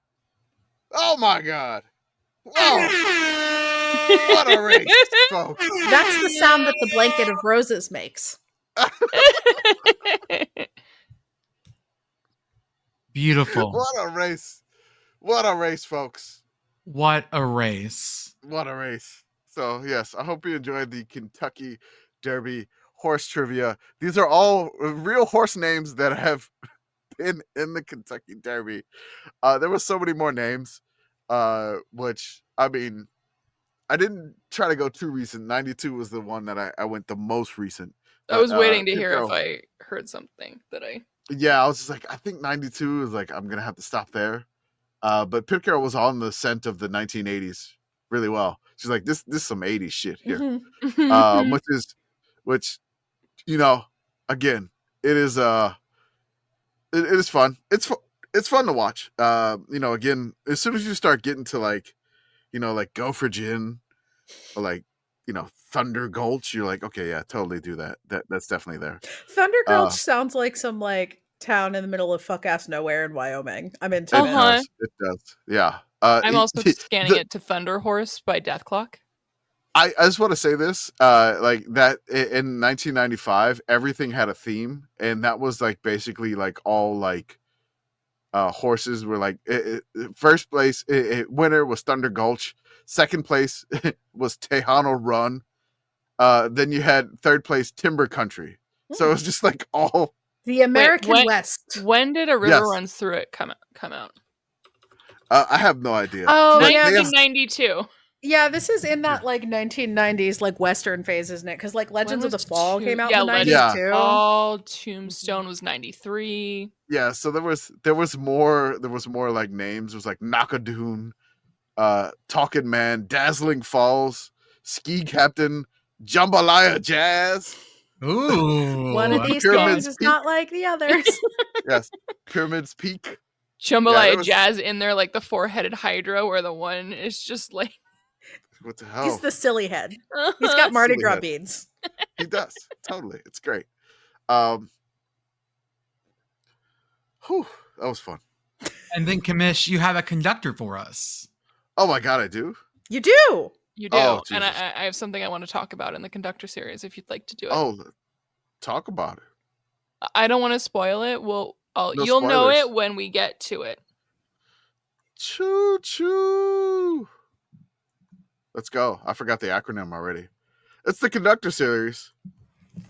Combing old newspapers detailing upstart college teams on railways. It's the one where we talk about trains because train good, car bad. Mm-hmm. That's right. It's back, folks. Train good, car bad. Let's go here. We go all the way back in time to 1938. We're going to go back in time to a team that doesn't even have a football team anymore. It is 1938 DePaul, the Blue Demons football team. They were independent. Their home field was either DePaul Field or Wrigley Field. Huh. Just like Northwestern, same team. Just like Northwestern, that's right. So they were independent at the time. They were a part of the 1938 Midwestern College Football Independence. I will give you some of these teams that were independent at the time in this grouping. We'll have some fun here. Notre Dame, of course. Central Michigan, Michigan State, Xavier, the Musketeers had football, Akron. Whoa. Slow your roll, boss. That's not Michigan State. That's Michigan State normal. That's Eastern, buddy. Eastern Michigan. That's Eastern, my friend. Well, I mean, they also have Michigan State too. Yes. Okay. So then you have Detroit Tech. Then you have Detroit. You have the Western State Teachers, Hilltoppers football, which was named. Then that is Western Michigan. Right. That's right. Cincinnati, something called Haskell. Then you have Wayne, DePaul, Michigan Tech. And then the last one is Marquette, the now Golden Eagles. So this is 1938. They're an independent. They're based out of Chicago. This, I wrote an article on the DePaul Blue Demons football team. I think, I'm not sure if I did or not, their history or whatnot. I think I did one on Marquette. But their program stopped around the 1960s and 50s when a lot of the Catholic private universities decided to go away from football and tried to focus a little bit more on athletics. DePaul at the time was, again, an independent, and they had a lot of fun trying to schedule games. In 1938, the head coach, Ben Connor, and their athletic director decided, let's take all of these fun things here and let's do this. And let's take this team on a trip. Now, the fun thing about this DePaul season for me is it was their last season. Oh, they stopped after this? They stopped after this. No more football. This was their very last season. So DePaul football ended in 1938. A lot of the Catholic universities stopped in the 1950s and the 1960s. But DePaul was like, no, we're done after this season. And we're probably going to tell you why in the Conductor series. So the first game of this season, they played a team called the Ripon Red Hawks. The Red Hawks now are in Division III. They defeated them 38-0. Then they went on the road to Champaign to face Illinois. They got beat 44-7. So they're 1-1 on the year. And I don't think they knew this was going to be their last year of football before this season. But these two kind of insane train trips maybe led them to believe it was their very last season. So we get to October 8th. They play at Montana. They go from Chicago to Missoula, Montana. And I got some information from one of our followers. It was, Nicholas Fry. Nicholas Fry, he's from the Robert McKnight Head of Transportation Collections at the St. Louis Mercantile Library that was emailing me on this because I asked the question. So I have inside information from somebody based out of St. Louis, and I need to send stickers. So I apologize. I will send you some stickers for this help, which this kind of helped me on the Conductor series because he sent me some stuff about a schedule sponsored by like a train company. I was like, is there any way you could search this way? I know this is out of Chicago, but can you find this? And he found maps for this.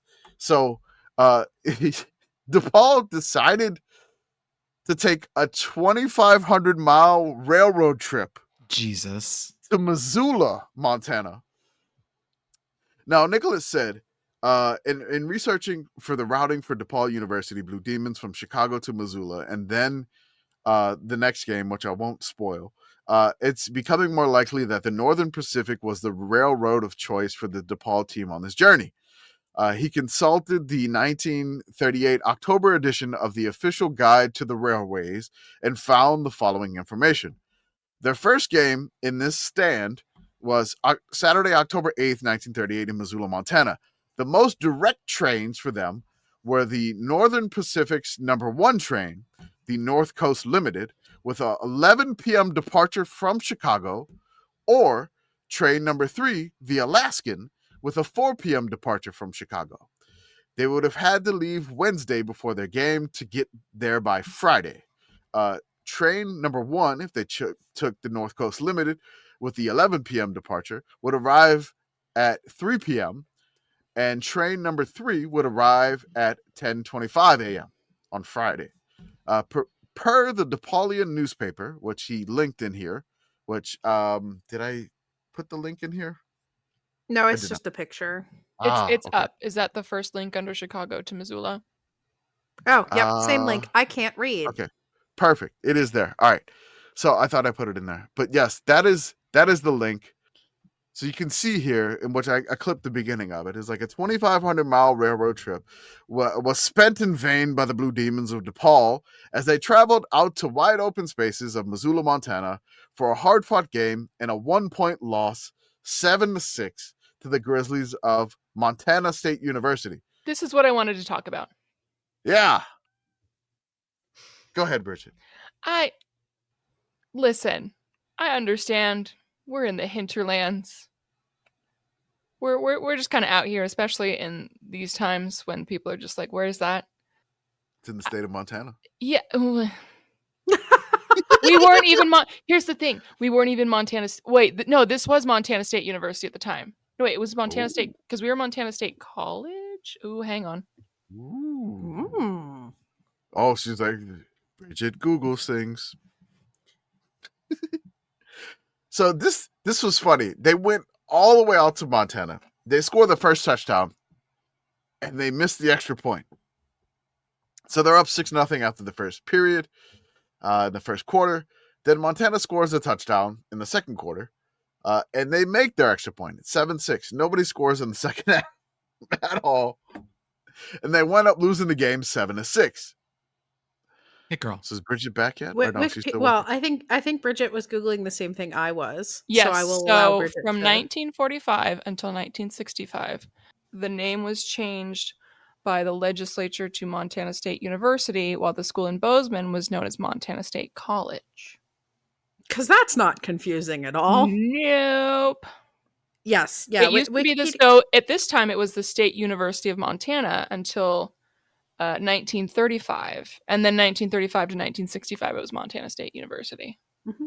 Yep. Again, that's what Wikipedia says. Yeah, I'm literally an alum, and I live near the university, and I still can't keep this right. I love this article when you look at the one that's linked in the 1938 DePaul Wikipedia. If you scroll down, it just says miserable third period. In the third quarter, Montana was in constant retreat on the defensive from the kickoff, barely staving off DePaul drives by taking the ball on downs on the Montana 10 and the 16-yard lines. The Demons pushed the Grizzlies around and around. A long punt return by Jenkins in the last quarter placed the Grizzlies on the offensive again, but with the ball on the DePaul 25-yard line, umpire Mike Moran fined Montana 15 yards for roughness that erased the hopes of further scoring. I can't imagine what roughness was in 1938. Yeah, that was like eye gouging. Right. Like that had to be like Three Stooges level. Oh yeah. At best. Just like someone grabbed a chair and leveled someone. Yeah, I mean, for some odd reason, some odd reason, somebody came in off the bench and they brought the bench and they turned around and they smacked somebody in the Maybe they let the actual literal bear on the field because that was the time when we had the literal actual bear mascot. They could have. So after this game, this loss to Montana, they had to head back to Chicago. But wait, on their way back, they decided to stop in Grand Forks, North Dakota. So our friend Nicholas Fry says on their way back to Grand Forks, basically, he says in this DePaul newspaper, it said the team was not due to return until a week from Saturday, so they would have stayed out west and used the Northern Pacific Railroad to go from Missoula to Grand Forks. Their best bet would have been either Train 2 or Train 4 to Minneapolis or St. Paul, and then Train 13, which left St. Paul at 8:55 a.m. or Minneapolis at 9:30 a.m. and arrived at Grand Forks at 6:25 p.m. that evening. This was the only through Northern Pacific train from Minneapolis, St. Paul to Grand Forks. Their alternative was to go back to Minneapolis, St. Paul, and then take the I'm sorry, what is the GN? Great Northern. The Great Northern Railroad Train 7 to Grand Forks with a 7:55 departure and a 7:10 a.m. arrival, or Train 1, the Empire Builder, from St. Paul at 8:50 a.m. or Minneapolis at 9:25 a.m. and arrive at Grand Forks that same day at 5:25 p.m. So this was their options. I wouldn't think they would go all to Minneapolis, St. Paul, but you know, I do like the go east to go west vibe Yes. here. it feels very soccer like. Like sometimes you got to go backwards to go forward. Mhm. So again, on their way back to Chicago, they had the stop, and this was 6 days later. They were at North Dakota in Grand Forks, North Dakota. They had lost by a point to Montana, but the Nodaks thumped DePaul 32-12. Oof. Pollard, Brinkus, and Ordway ripped Chicagoans' defense. The University of North Dakota gained ample revenge for setbacks at the hands of DePaul's Blue Demons during the past 2 seasons by shellacking the Chicagoans last night 32-12. DePaul scored early in the first after a 70-yard advance, but North Dakota came back the last 3 quarters to push the Demons all over the field, with Fritz Pollard, Mike Brinkus, and Bill Ordway tearing off huge gains and the forward wall blocking up the standard of the early games. So basically, DePaul, again, went up 6-0 in the first quarter and then just obliterated. They gave up 19 points in the fourth quarter to lose 32-12. Ouch, right? You know, you kind of think that's enough for DePaul. They go back home and they play Loyola of Los Angeles. Or no, I'm sorry, Louisiana. Loyola of Louisiana, the Wolfpack.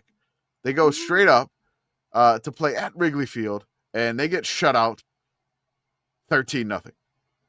Then they play Catholic University, which Catholic University, the Cardinals, I got to see who they are now. They are now Division III, Yeah. based out of DC.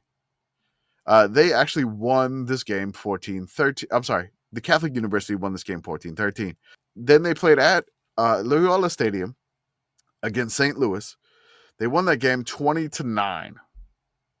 So this game against St. Louis was their final game at home as a football team.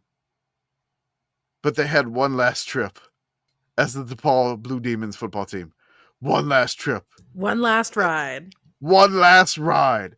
So they decided to get on the train. And folks, where did that train take them?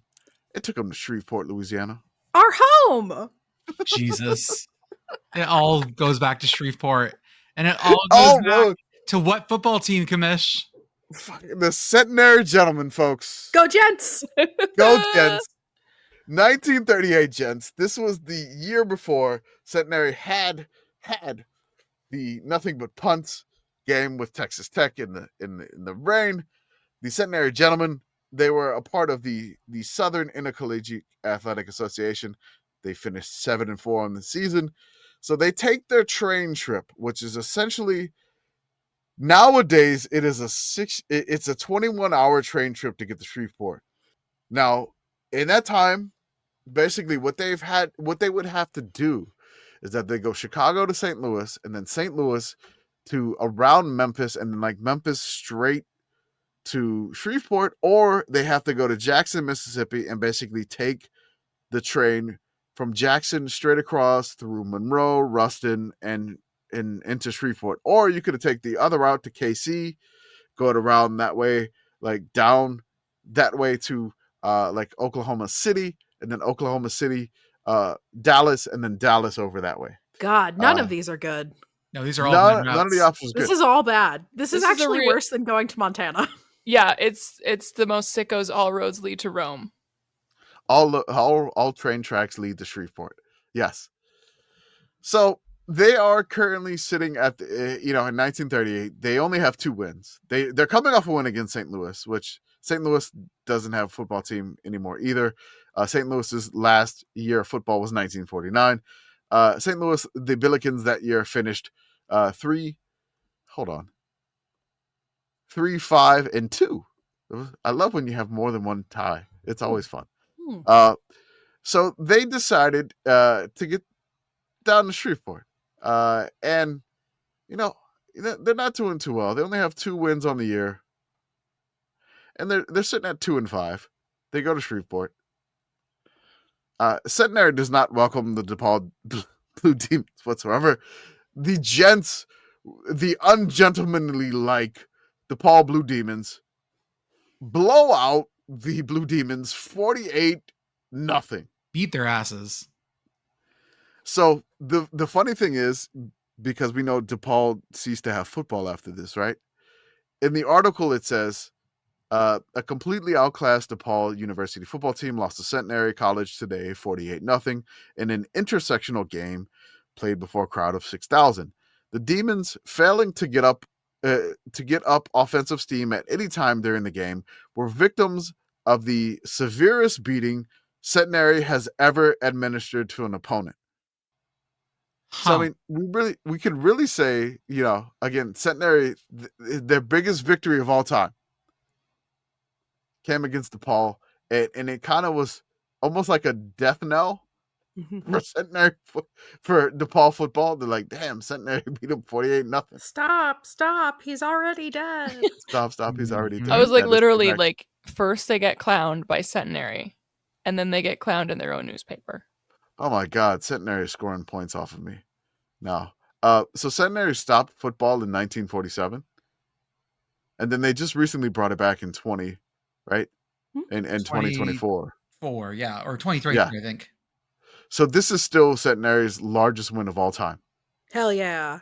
48-0 against DePaul. So again, I don't know if this was DePaul's worst loss of all time, but again, Centenary just obliterated the crap out of DePaul, 48-0. So DePaul's like, okay, I gotta go home. But wait, there's one more game. They decided to take the train over to Wichita 5 days later to play Wichita State. We're taking the scenic route home. They're taking the scenic route home. They go from I guess Shreveport. there's no good way to get there. They go from Shreveport to Dallas, up to Oklahoma City, and then Oklahoma City to Wichita is the most likely path. Right now, that's a 15-hour train trip. Yeah. Back then, given that it's 21 hours just to get to Shreveport, like, okay, fine, whatever, it's fine. That's nothing. So Wichita was in the Center Intercollegiate Conference at the time. They were in what would kind of match like a D2 conference they were with Fort Hays State, Pittsburgh State, Emporia State, and Southwestern of Kansas. So Wichita faces DePaul, and this is DePaul's final game ever as a program. Jordan, what happened here? Was it one of your favorite words that you like to say when you see a score? They got palindromed, 31-13. They got palindromed, 31-13. No. The Wichita turns back. DePaul attack, 31-13. Wichita pushed over a touchdown in each of the first 3 periods and kept pace with a 13-point drive by the Chicagoans in the final period. So this was just basically an obliteration, and this was DePaul's final game as a program. Now I was trying to find, like, hey, DePaul ends football, and I want to know like exactly what happened. Mm-hmm. I couldn't find an article exactly like they just ended football. They dropped the football team in 1938. A decision was made by then President O'Connell, citing a lack of sufficient interest to justify the cost of the program, which they took 2 really long train trips in 1938. But that can't possibly have been expensive, Commish. Like, that's definitely not the problem. No, that could have been the problem, right? Maybe. It was So just basically they have something that says the unundefeated Gritters of Lincoln Park. They focus on the episode of the DePaul's football team, which is basically, it's a really good podcast to listen to if you wanted to check it out. It's something called 14 East. There is an amazing history there. The one thing that I wanted to mention is that when they played North Dakota, there was somebody on the team by the name of Fritz Pollard, right? Is that a familiar name at all? Vaguely, Yeah. but I couldn't tell you why. Okay. So Fritz Pollard, again, he was a football player and coach. He was the first African-American head coach in the NFL. Oh, we talked about him. Yeah. We've talked about him before, for sure. Definitely. So he won the NFL championship in 1920. He was the first team All-Pro in 1920. He played for Lane Tech in I'm sorry, he played for Brown. You remember the first conductor series that I had? Mm-hmm. Oh, yeah. Brown, he was on the trip. There we So go. yes, I'm kind of tying it all back together, folks. So again, Fritz Pollard was basically one of famous players, and just that's a great name. He wasn't the same one, of course, in North Dakota, but it was awesome that it was a fun thing. It says Fritz Pollard could do it all. Okay, folks. Commish, thank you for that loving story and all the horse names. It was great. A horse girl's dream. That's all we got for tonight. Happy Horse Week. Happy Get your Horse silly Week. hats on. We will see you on the other side. Silly hats, drink a bunch of bourbon, do it. Get a bunch of mint. If you have a mint plant, it's probably growing a bunch of leaves and you can't trim it fast enough. There is mint sprouting out of the part of the lawn that has bushes in it. It's time to it gets everywhere. Get rid of that squirrel jihad and make a bunch of mint juleps this weekend for you. Basically, yeah. Yes, do it.